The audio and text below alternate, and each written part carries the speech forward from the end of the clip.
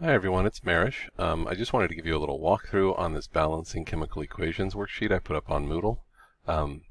We haven't done balancing. This is a new chapter for us that we were not able to do together. So I want to try and get through it here while we're doing this distance learning thing. And pardon me if you can hear my children screaming upstairs. Every chemical equation that we have, if you've watched those videos, you're supposed to have them balanced. Meaning, on the left-hand side and on the right-hand side of a chemical equation, you're supposed to have the same amount of each element on both sides. So every time we have a chemical reaction, it most likely will not be balanced, so we're going to have to examine it and make sure it has the same number of everything on both sides. So in this first example where hydrogen, this is hydrogen gas, reacts with oxygen gas to make water. Over here I have 2 hydrogens and 1 oxygen. Over here I have 2 oxygens and 2 hydrogens. So what this reaction tells me when I see this reaction, I took 2 hydrogens, I took 2 oxygens, and when they combined, one of my oxygens disappeared. And that's not possible. We have to make sure when things occur, everything is accounted for, nothing is gained and nothing is lost. So here I've lost oxygen, and that's not possible. So what we have to do is alter this equation by adding something called coefficients. And coefficients are numbers you can put in front of the symbols to multiply the symbol. For instance, over here I have 2 oxygens, so over here I need 2 oxygens.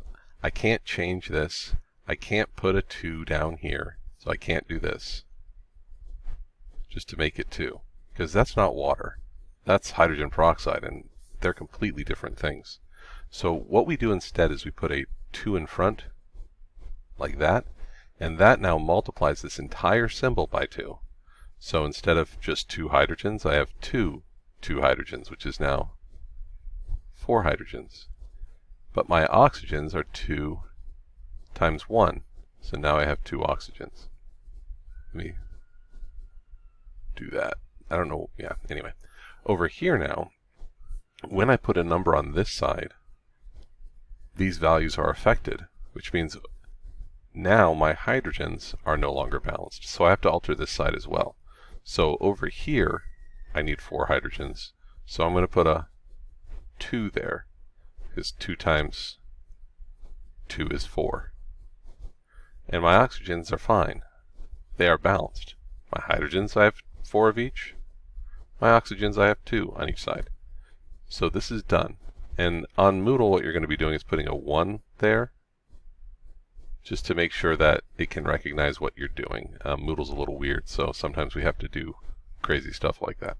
The 1, on paper isn't really necessary. We would normally just leave it blank, but in Moodle, when you're going to put answers in, I'll show you in another video, you should put a 1 in front. So let's do the second problem just so you see. So what we have is 2 H2s plus 1 O2 yielding 2 H2Os, and that's the answer. Once you have the same amount on both sides, you're done. So I'm going to erase this really quick and go again. Alright, where's my eraser? There's my eraser. Ugh, so much work. I need a bigger eraser. It's just like my whiteboard at school. It takes hours. Okay, second problem. Change my color to... Alright, so we have C plus S8 making C S. That's just ugly. You may undo that. It's hard to do this on a computer. S2. Alright, so we look at the equation and see what isn't the same. I have 1 carbon on both sides. And over here I have 8 sulfurs. And over here I have...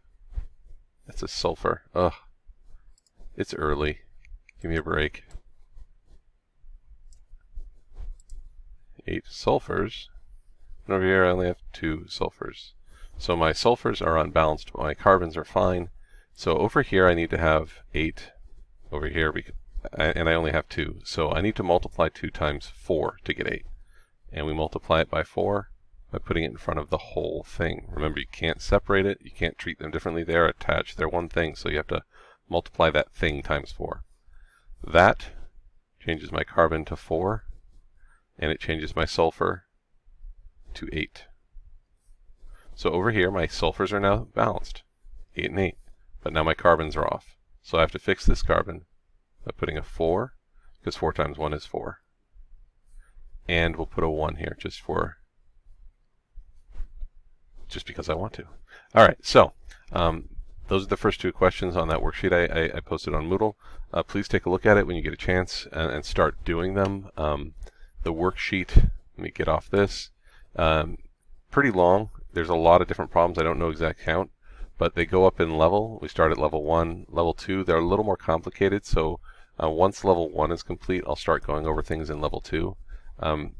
But balancing is all the same. The only difference is how crazy it looks. Like the expert level, some people find that this level is actually easier than level 1 sometimes. So it depends on how you like to approach these things and how you work. But for the most part, we'll get through all of them. They're pretty straightforward. This is basically what we'll be doing this chapter. We're going to have one other thing, and then we'll be done with it. Good luck, and please let me know if you have any questions, and I will try to make a little video like this so yeah, we have some communication. Hope you have a good day, and I'll talk to you later.